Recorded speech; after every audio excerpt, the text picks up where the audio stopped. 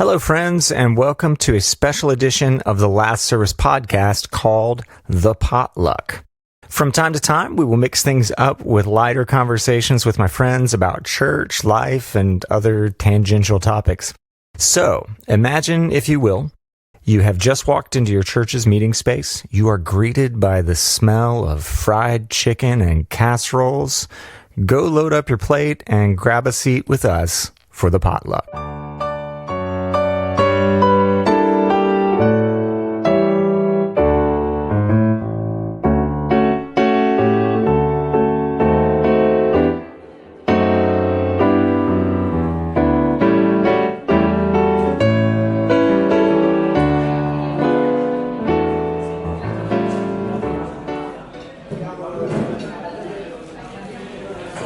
So after the first episodes dropped of the Last Service podcast, immediately got feedback from friends. They enjoyed the episodes.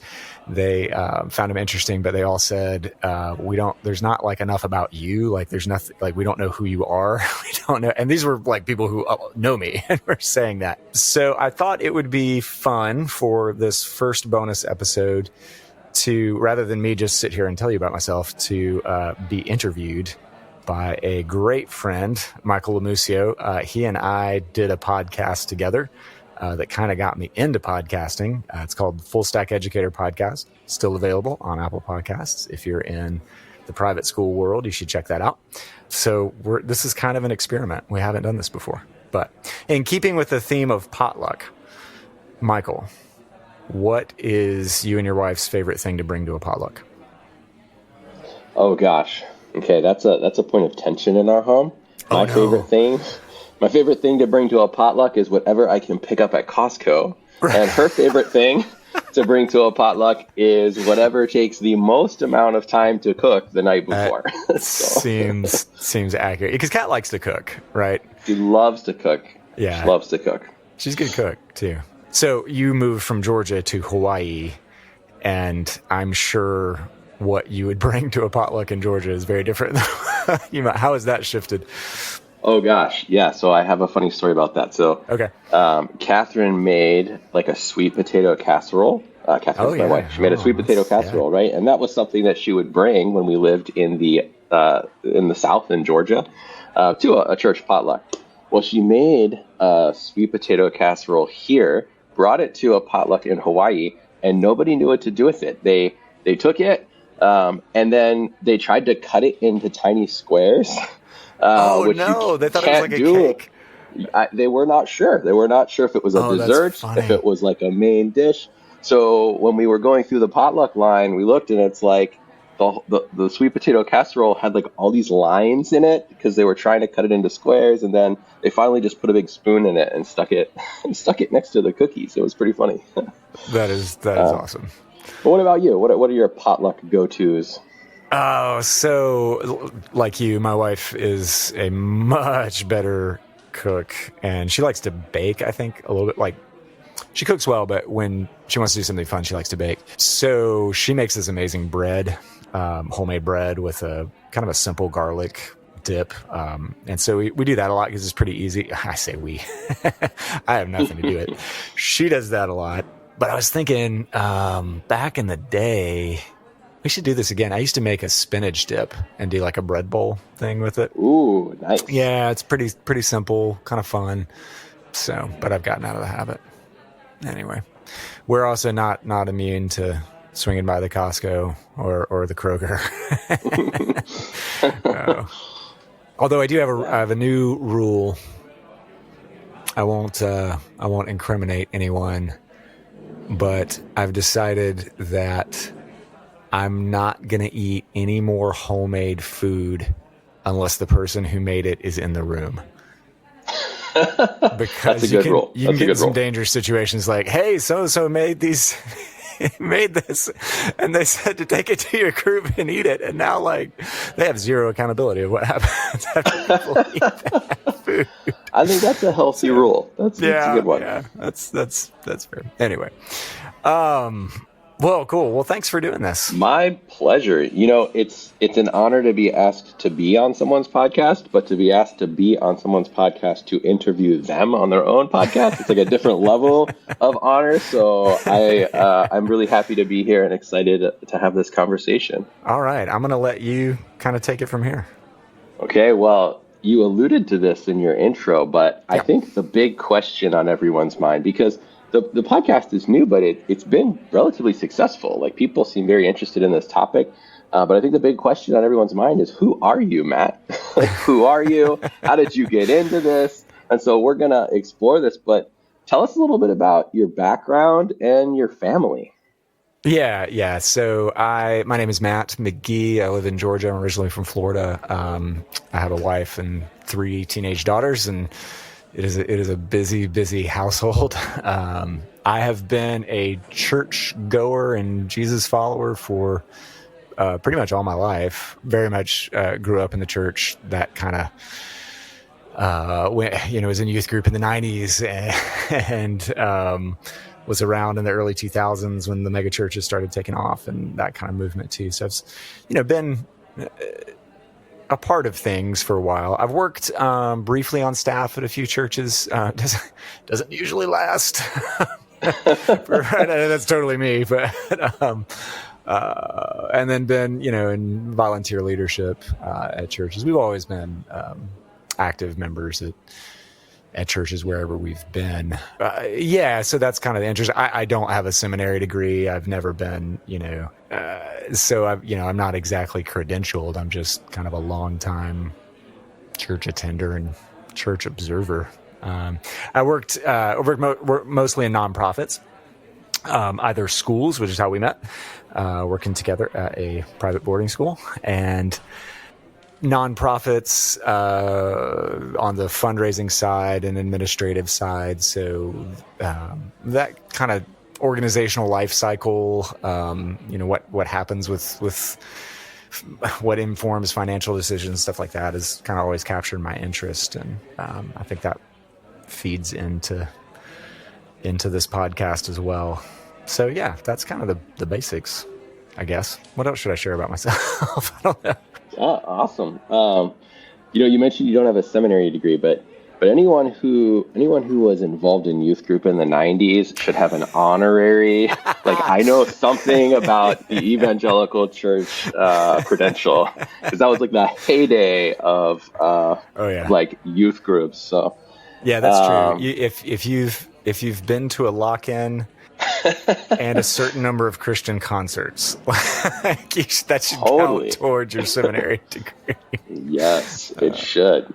Those are like the cultural credits or whatever. Right. Yeah. You're also so something I'm impressed about by you is you're a runner. You run marathons. Yeah. I got into running like a lot of people did in the pandemic. It was something like I've always enjoyed before, but just kind of doubled down on it. And I made a bunch of friends here where we live, just outside of Atlanta. They're a terrible influence because we're always grabbing each other for longer and longer runs. So yeah, I did my first marathon in 2021. Did my first ultra the next year, and did my first official ultra last December. And I've got another one coming up. So I've invested enough in shoes that I need to stick with this hobby for a little while. But it's fun. It's good. Yeah. Good for the body and the mind and the soul too, I think. So it's a great hobby. Yeah. Okay, I'm going to ask you 2 more questions about you, and then we're going to talk about your podcast. What is, just for people to get to know you more, what's like one Netflix show you'd recommend, and what's one book that you would recommend? Give people some insight into you. Yeah. Okay, 2 come to mind that I usually... Oh, no, actually, I'm going to go with that. Okay. Well, first of all, Wednesday is that will be... We don't have Netflix right now, but when season 3 comes out, that's like we're getting Netflix again. That's like the most... I got to watch that show. I love a good crime comedy. My wife and I were big fans of Veronica Mars back in the day, and Wednesday very much has Veronica Mars vibes, with a little bit of Buffy the Vampire Slayer in there too. So So that's a good one. And then Netflix has so many great documentaries. You can just go for days on documentaries. One of my favorites, I think this was Netflix, is The Pharmacist. This came out years ago, and it's like a true crime, but sort of pivots into the opioid crisis, and just a whole bunch of information. I had no idea how that kind of all went down and developed. And so that one's really cool. And then right alongside that is The Staircase, which is sort of a famous Netflix true crime documentary now. Like there's been parodies of it now. It's a good one to go back to too. So there's Netflix shows. A book I would recommend, the one I always go to is, and I'm probably going to pronounce this word wrong, The Anthropocene Reviewed by John Green. Is that how you pronounce that word? You know what? I have not heard of this book, so I'm not sure. John Green is a young adult novelist. He wrote The Fault in Our Stars and Turtles All the Way Down. Oh, cool. A whole bunch of other books that have been made in movies. But this one is more, a little bit memoir and just kind of reflections on life and what's good about humanity. And it is an incredibly moving book. I always recommend that. Yeah, I'm going to go with those. Awesome. Those sound great. I'll check that book out. Yeah, it's great. Okay.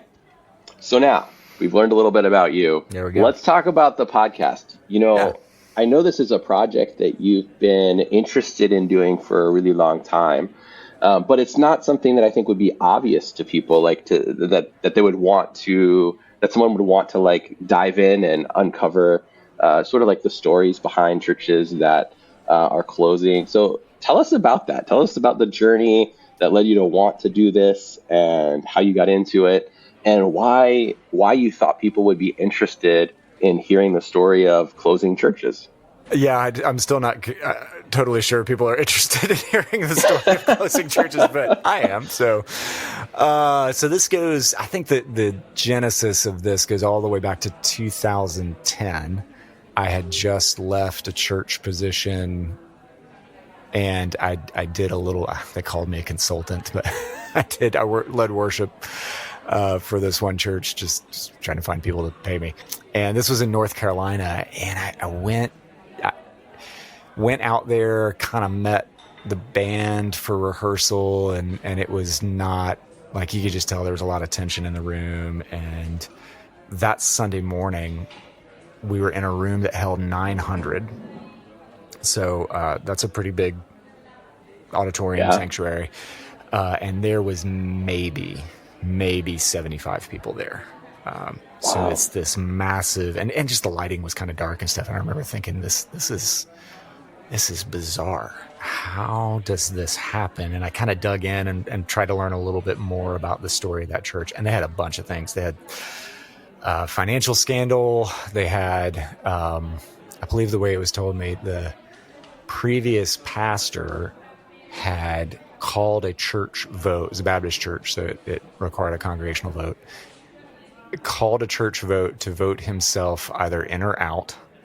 He won the vote to stay by a small percentage, and within the next couple of weeks left, and all those people went with him. It's basically an engineered church split, right? Wow. It was really painful for them. There was a lot of conflict and just anyway.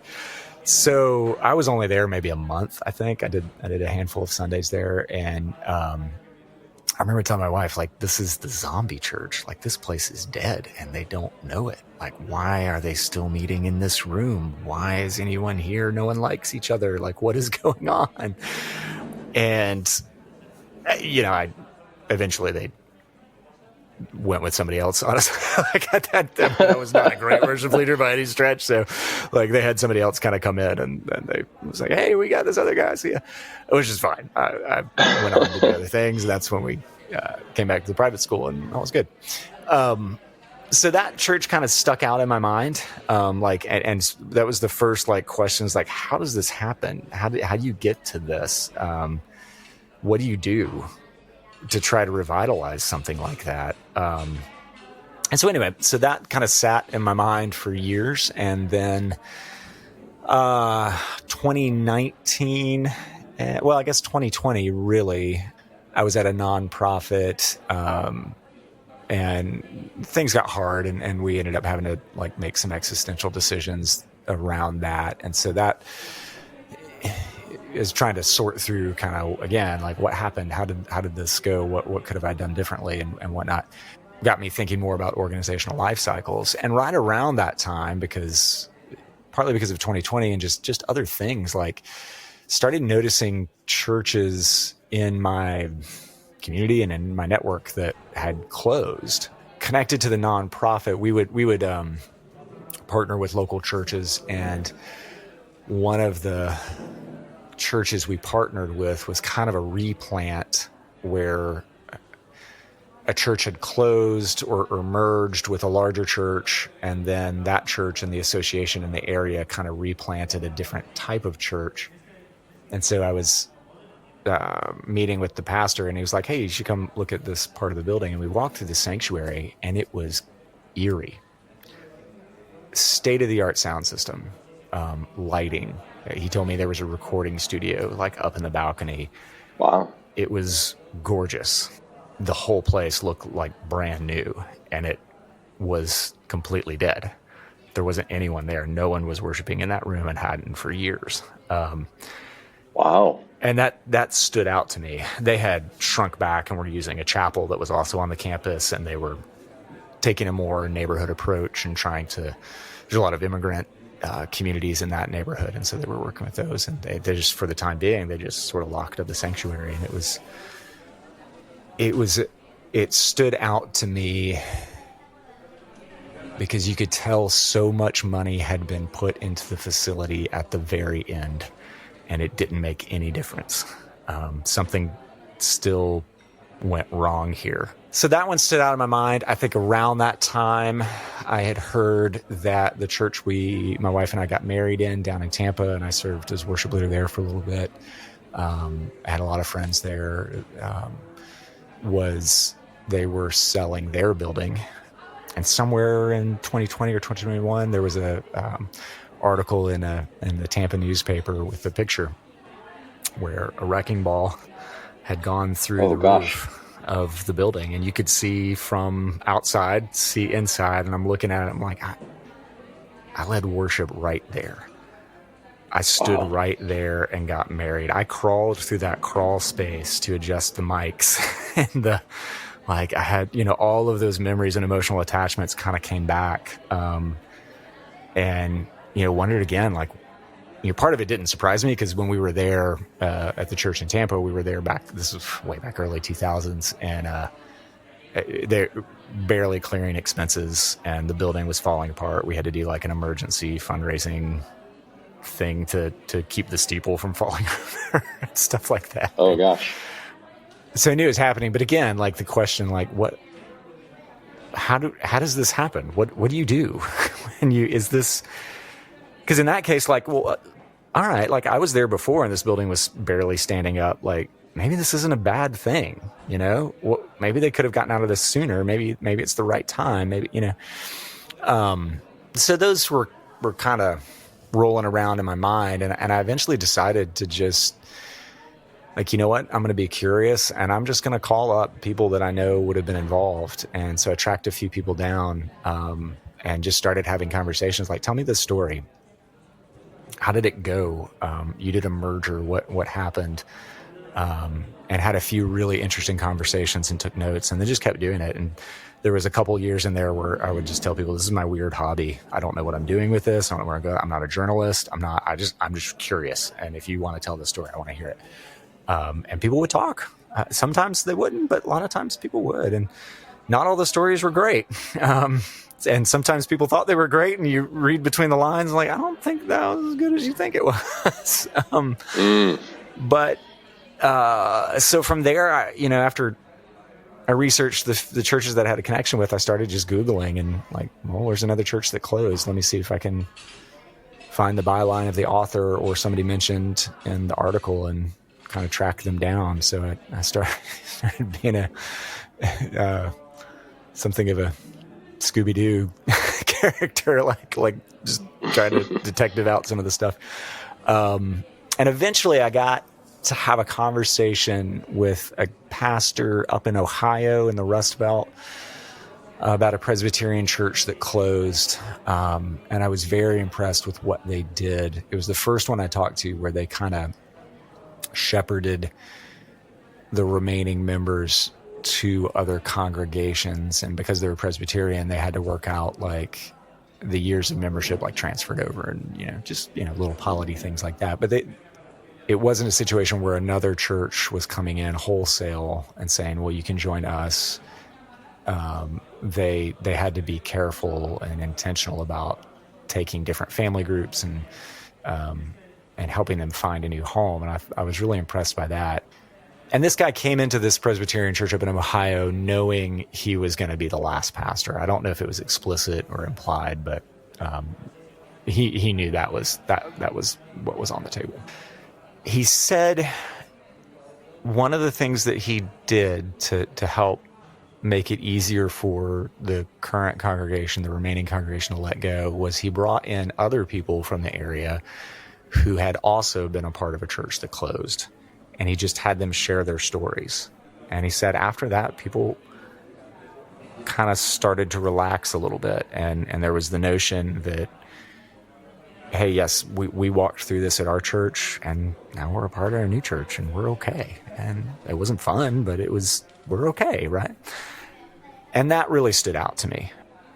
There's a lot written about revitalizing churches, and that's great, and a lot written about the technical side of mergers, but there just really wasn't a lot about what I would call the pastoral side.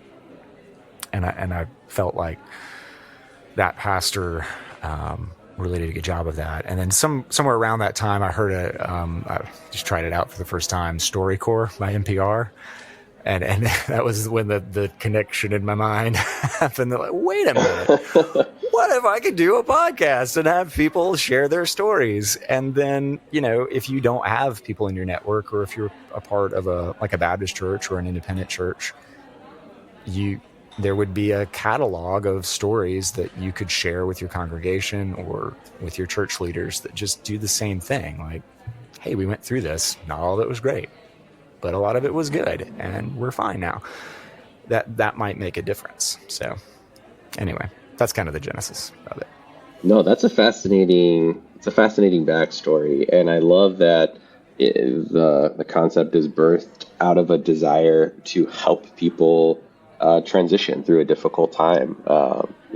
When you're invested in a church and it's closing, it feels very much like a death or a separation of community. And so being intentional about thinking about that, sounds like it's really helpful to folks. So kudos to you for jumping in and trying to create something new. So let's talk about church death and church closings a little bit. Is it inevitable? So you mentioned there are these revitalization books and resources. They don't always work, but do all churches need to think about what their long-term lifespan might be and how to close well? Is it inevitable enough for us to really look at that with intention? Yeah, I think it's inevitable enough that we should look at it with intention. We do that all in our daily lives, right? Culturally, even. The responsible thing to do is to start planning for your retirement and your end, right? And I think from that perspective, yes, the responsible thing for every church to do is to at least have some sort of thought or conversation about what would happen if one day we're not here anymore. What happens to this building and this space? Because if nothing else, you making those decisions when you're not in a desperate position. And I mean, I hate to say it, but when you're in a position when you still have your best thinkers as a part of the congregation. It's easier to make these decisions when you're healthy than when you're at the end. And there are churches who are at the end and still healthy too, but sometimes not. And that's when things get a lot harder, and that's when the hurt starts to happen.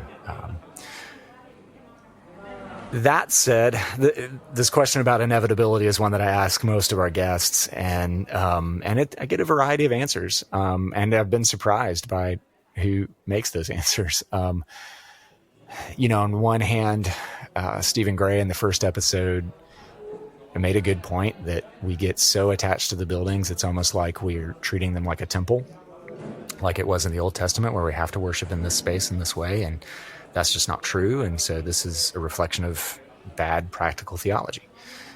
There's something to that. On the flip side,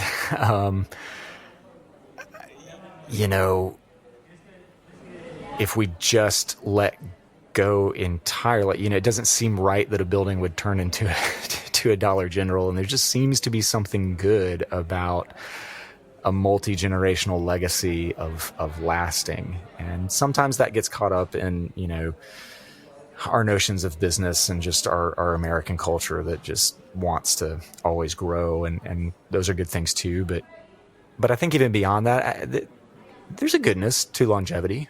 There is. And that's okay. And so, I think what I'm learning is that the real question is how. The best descriptions from people who tend to think that no, a church can and should keep going is that can only happen when the church is reinventing itself, when it is very good at changing and adapting, and not getting held on to certain traditions. And when the neighborhood changed, they're able to change with it. And when different things come at them, they're not hung up on particular pastors, but are good at succession planning and those sorts of things. So yes, that's the way to keep going for decades as a church, for lifetimes, multiple lifetimes as a church. But I think if you do that, you're kind of not the same church, right? Yeah. So in a sense, like the only way to avoid death entirely is to die all the time, right? To constantly be renewed. And there's not the same sense of pain, but I mean, you would have totally different members. You would have everything about the church would change. So yes, to avoid death indefinitely, there is a path in which we can constantly be adapting and change. And I think that would be a good and healthy church. The flip side to that is two things, really. One, I mean, in terms of humanity, change is coming faster than it's ever come before. So I think it was a lot easier, back in the 1800s to stay your same church, because like society just didn't change that fast, Now it's a constant, things are just less permanent in general, maybe. I don't know. And then the other side of that is there's just stuff that you can't help that happens. And there's a level of this that is really just a debate about deferred maintenance and fixed income, right? Like you keep deferring maintenance on a building that you own because at the time that you bought it or built it, it made the most financial sense, but now you have to keep repairing it. And if your congregation gets to a point where they can't sustain the repairs and renews on that, I mean, you're just going to start to dwindle. And we could say that's a spiritual and a mission decision, but it's just kind of an economic decision, right? Like, so when you just think of it from that practical aspect of what do we need to make to keep this building up, sometimes maybe it's just that sometimes, and we shouldn't necessarily feel bad about that when the building becomes too much to bear. And again, to talk about housing, right? That happens to all of us too. There's going to be a point where all of us are going to retire, and we're all going to be on a fixed income, and our house repairs are going to continue mounting, and we're going to say like, we just can't sustain this anymore. I can't physically fix it. I can't physically do the work, and I don't financially have the ability to keep paying people to do it. And so what do? You move on, right? And you let it go. And hopefully another family takes it over and keeps it going. So those are Matt's completely unqualified thoughts on the subject.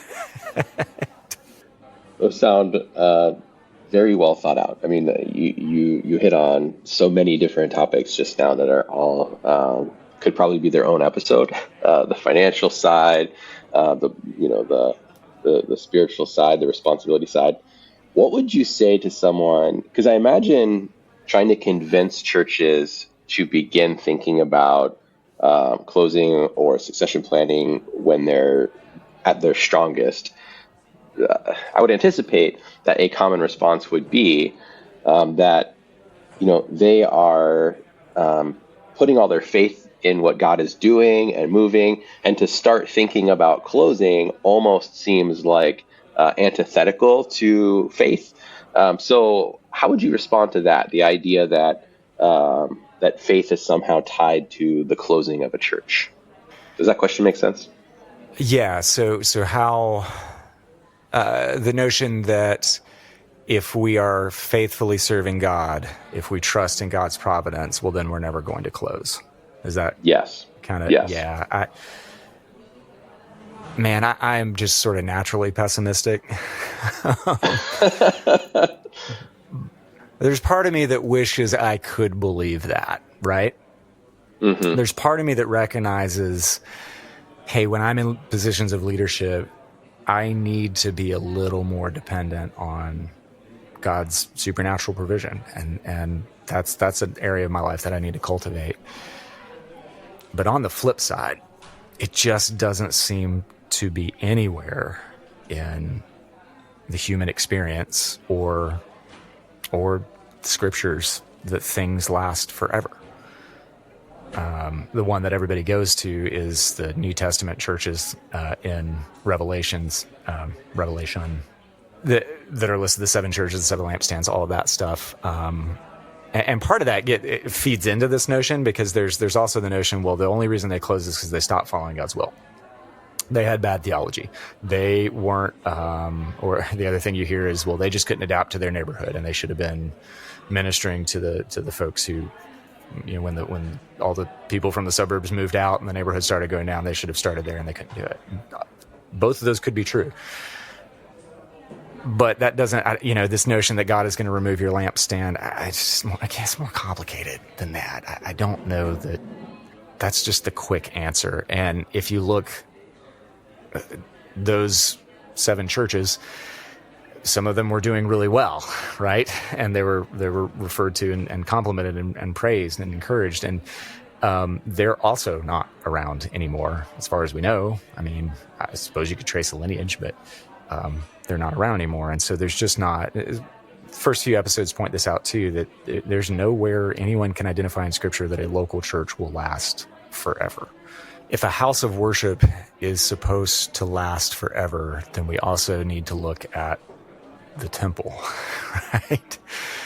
It was gone for a lot of the Bible. The temple is destroyed, and a lot of the Bible is about the temple not being there. And yet God is still working in the lives of his people, right? And then, as Christians, we believe that the fulfillment of the temple is through Jesus in the New Testament. And so there's that sort of theological side. And I would love to have a true theologian on the podcast to really talk deeper about that. I'd also love to know from a church historian. We're thinking about and talking about on the podcast, all of this is really within the context of American churches in the last 50 to 70 years, right? There's a whole lot of Christianity that happened before that. And I would love to know like how medieval European churches really thought about how long a church would exist. I mean, they built these buildings that last for forever, right? These stone cathedrals and absolute monuments. But I wonder what they really thought about that versus Eastern Orthodox and how that is approached, or the Coptic Christians, how they thought about before anything felt permanent in Christianity in the early church. What was their sort of notion of how long a group would last together? I don't know. I think there's a lot to think about there. But then just in the human experience, no relationships last forever, right? Our families aren't going to last forever. We're gonna split up. My kids are gonna move out, and we're gonna lose people. Some of them are gonna die, and I hope we all live to a ripe old age. But even then, we're gonna die. And so, there's a part of me that just says by logic, like, why do we think this is gonna last forever? Businesses don't last forever, right? And when they close, I think it's really interesting that we don't use the term dying when a business closed. We just That's a good point. You might say it failed, but it just a lot of times it just ended. It just went out of business, closed, didn't die. So I think you're making a mistake when we think that the ending of a church is tied to our ability to serve God well. And that's tricky because the health of a church probably is a reflection of that. And when a church is unhealthy, sure, attendance is going to decline. So the two are interrelated, but it is still possible, even in the worst of circumstances, to make really good, God-honoring, faithful decisions about what happens to end the church well. And where I'm really interested in is that space where the church, may have had something bad happen or made mistakes, because our churches are filled with humans, right? We're all you're not going to get everything right in the life of your church. You're going to make a mistake. Some generation is going to make a mistake. And you may not see it for years to come, but something happened, attendance started to decline. And then there's this space where they're kind of holding out, and it's different. It's a different number for every congregation. A lot of it's dependent on the size of the building and stuff like that, but you're just not going anywhere. And that's the space where I think the ultimate failure starts to happen. And I hope that, as inevitable closings increase, that we can learn to make that at least less painful and hopefully more productive when we're in that space. It's a pretty good response. Very thoughtful. That got my wheels spinning. I was like, man. Okay, so we've talked about church death, but now let's talk about declining church attendance. And so there's church attendance, and there's like church membership, and there's all these weird metrics that churches use to. I shouldn't say weird, but there's different ways we measure like church engagement, right? But let's talk about that. Is it declining? At what rate is it declining? Is it declining just in the United States? Is it declining globally? What does this look like? I know very little about this topic, and I jumped on Gallup because I'm a data person. So I was like, I wonder what Gallup or Pew Research has. And when it comes to church membership, as recently as the 1970s, 71% of people polled in 1975 said that they attended some kind of, or were members of a church or a mosque or a temple or something. And then today it's closer to somewhere between 30 and 40% say that they're members. And membership is a pretty low bar, right? Because you don't even have to attend. But then attendance, the numbers are lower. So in the 70s, it was 40% said that they had attended in the last 7 days. But now today it's 31%. And there was a big drop, of course, during the pandemic. But this is specifically in the United States.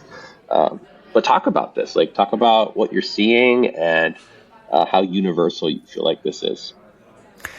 Yeah, I'm really scared to fact check what I'm about to say because I'll probably get some of the numbers wrong. But I can talk about it at least in general trends. Globally, I'm not as familiar with. So I'm going to respond just referring to American churches. And what we know, okay. As I was starting to just have these weird hobby conversations where I would cold call a church pastor that had just closed a church. What was also happening is more and more research was coming out from a variety of sources about what's going on in American churches. And the one that gets cited a lot it was a study that came out in 2021 that revealed that back in 2019, for the first time, as far as we know, more churches in America closed than opened. So that was definitely an interesting moment, particularly just with everything that was going on historically in 2020 and 2021. And it was important because it came out in 2021 during the pandemic, but it was citing numbers that were pre-pandemic. So it also created a little more interest because we all had the sense that, some churches were probably not going to reopen after COVID. So there's that one. Right around the same time, Ryan Burge did fantastic research that's cited by everybody about what's famously now called the rise of the nuns, not N-U-N nuns. That would be a different problem. Just kidding. Nuns are great. The N-O-N-E-S.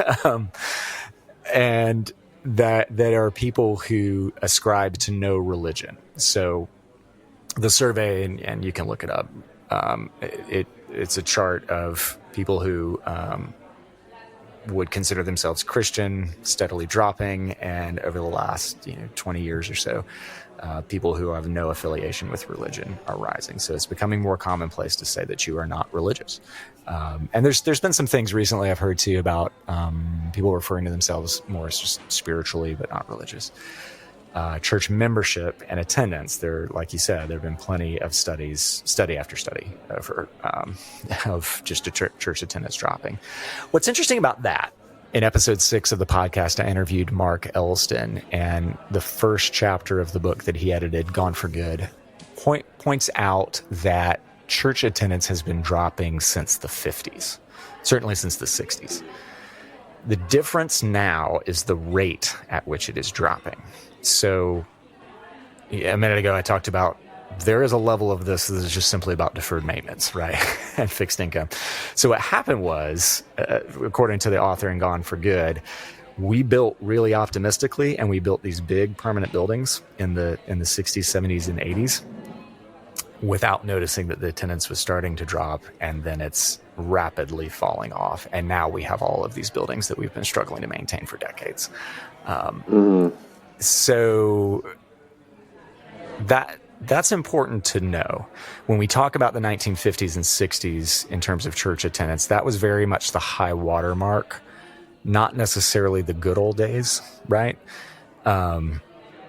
You could make the case that it was a little bit of an outlier because church attendance grew before that and it came back down. But what we can't ignore is that since 2000, it's a rapid decrease, which is fascinating to me because that's also coincides with the rise of megachurches, independent churches, people dropping denominational names.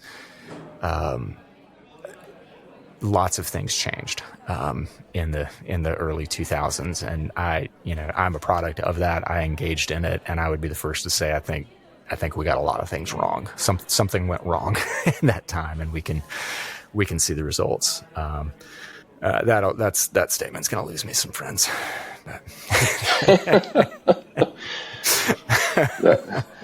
The facts are not always pleasant. Yeah. So. I am probably oversimplifying that too. I should say that model of church maybe didn't have the results that we necessarily intended. Some other things with stats, it's notoriously difficult to count the number of churches that are closing, which really surprises me. I mean, I would expect that from the autonomous denominations, but the mainline highly connected denominations have a really hard time counting up what properties are within the denomination and when a church is closing and when it's not. And so we don't really have good data. But projections are that 4,000 churches a year will close if the trends remain. And that over 10 years, it could be as many as 100,000 churches close, which is a lot. We know that in I think it was 2021. I may be wrong about that. Presbyterian Church, PCUSA, sold $20 million worth of property, which, if you're a real estate investor, that doesn't sound like a lot of money. But when you think about smaller churches, that's a lot of churches. And then if we think about that, if that's predicting a trend, now multiply that times all the denominations across the country every year. And that's a lot of property changing hands. Bob Smetana's book is a great resource. That man has all the statistics. So if you're interested in learning that, check out Reorganized Religion by famous religion reporter Bob Smetana. It's a good one. That's fascinating. This might not be a direction you want to take this, but a whole bunch of questions about just like economics and serving people just popped into my head as you were talking about all of this, and like thinking about sunk costs and, even just maintenance. You were talking about deferred maintenance. If you think about all of the immediate human needs that could be met by Christians with the economic capital that they have, and then you think about the amount of money that North American Christians have spent on physical spaces and just maintaining physical spaces. I'd love to see a detailed analysis of that. It just looks like, I don't know. I think there's something there maybe. But yeah, that's because there's some interesting things to think about there too. What is the right amount to spend on a space? Who knows, right? Again, if we're to go back in time at the church and we look at the Europeans, like those buildings as a percentage of the gross domestic product, like, are you kidding me? Like, you literally had slaves building those buildings, right? Or like feudal tenants that were constructing those buildings. So, I mean, that doesn't sound good. But then the early church, okay, well, we should all be meeting in houses and not own buildings. Well, like, that seems a little idealistic to say. Like, how many of those early churches would have been like, oh, it'd be great to have a public space to meet in. Why would you ever give that up? Like, you should be putting your resources in that. Look at all we could do for the community. Look at all the ways we could evangelize if we had physical spaces we could meet in and not in Priscilla's house. And so, and then we also get into that temple tension again too. Like, at what point are we just building new temples? Which of course cost tons of money, but in the Old Testament they were mandated to do it, to build God's literal house as the temple. And then, I don't know when we cross that line of we've built a permanent space that is a testament to our faith in God and should be an outpost to the community, or when we're spending too much money. I'm wary of the argument, and I used to make this too, that like you can do that with anything in a church, really. I mean, how much was that light worth? How many people could I feed with that? How many people came to Jesus because of that projector? I mean, you can do that with anything that just feels unessential. Yeah, that's a good point. Yeah, I mean, so it's just a much more nuanced argument. And then there's things that don't seem essential that really kind of are essential. Like a church at some point, when you own a building and you have full-time staff, none of which is wrong, right? Like, I don't think there's anywhere in scripture that says don't do that. You start to put on a business suit. Like, well, you own a building, well, now you have to have insurance. You have full-time employees, well, now you have to have healthcare, and you have to have a payroll service, and you have to, I mean, it starts to build out from there. And I don't think any of those things are inherently bad. It's just a matter of if they're moving the mission forward. And it's just a part of what it means to operate in America in the 21st century. And it just means you might have to own land in your building and all of that stuff. And we just have to figure out how to do that in a faithful way, which I would argue means learning to let go of those things when the time comes to let go of them and not consider that a failure. Yeah. I think that's the best I can answer that question. I lost my train of thought there for a second. It's a good answer. Okay, so our closing question is going to be about closing churches. What does a good ending look like? What paint a picture for me of what sort of an ideal, maybe not painless, but an ideal church closing would look like. So I've also asked this question a lot, and I'm seeing now how unfair it is, because that takes a lot of thought. Like, when you have to actually commit to the idea, it's a lot harder. I think it's going to look different everywhere. I'll give that slight cop out of an answer. It's gonna depend. I think that, and I've tried to create space on this podcast for a wide variety of theologies and types of churches, because we're all in this together. According to Bob Smetana, the decline is across all denominations. Conservative Southern Baptists held out for a little while in the early 2000s, but they're dropping now too. I think Pentecostals are the only ones who are not dropping. Your theology is going to affect your values and your mission, and I think all of those are good. I'm trying to take the position that we're going to say all of that is good.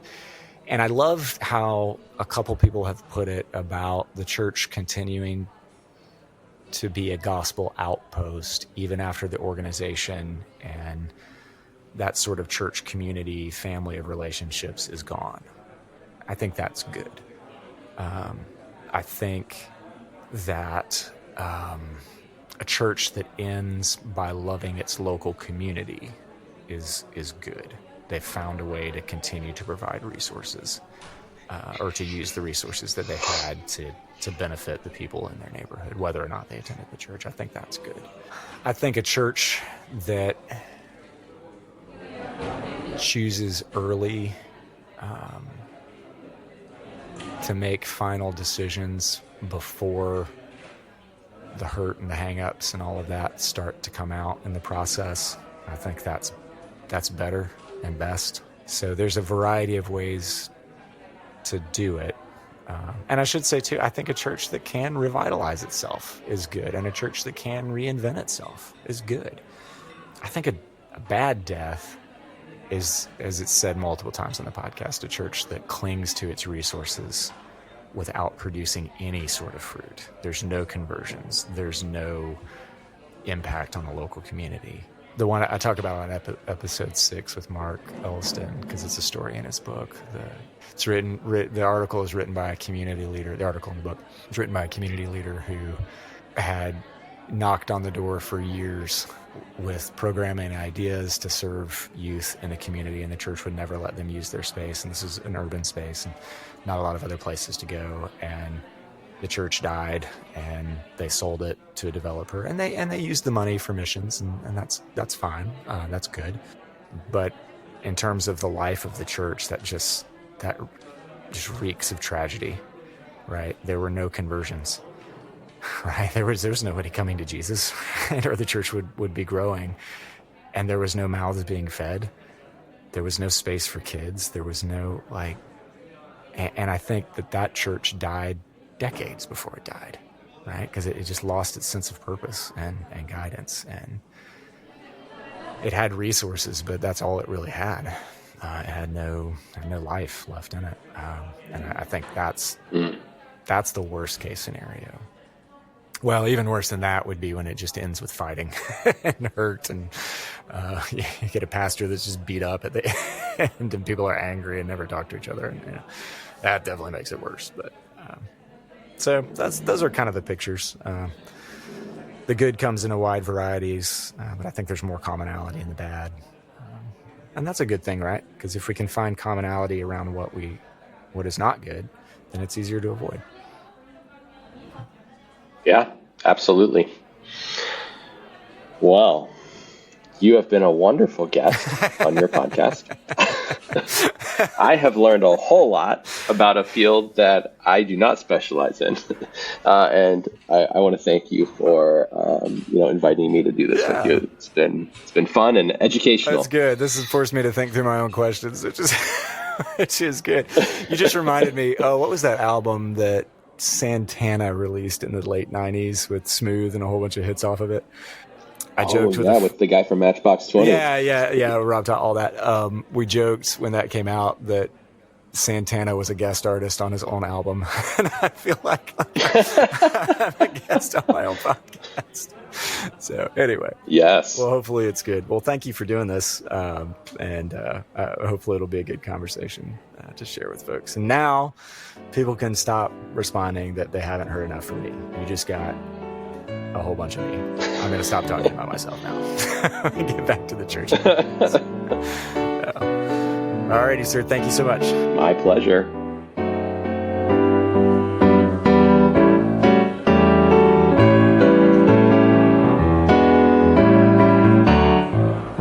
Thanks for listening to the Last Service podcast, Potluck. Hey, earlier in this episode, I mentioned the zombie church that got me curious about church life cycles. They had less than 100 people meeting in a room that had 900 and experienced all sorts of conflict. So I tracked them down. And guess what? They're doing fine. Turns out the guy who replaced me as worship leader eventually became pastor. There were some very rough years, but they are through the worst of it, and they're beginning to grow. Thank you again to Michael Lomuscio for joining me on this episode.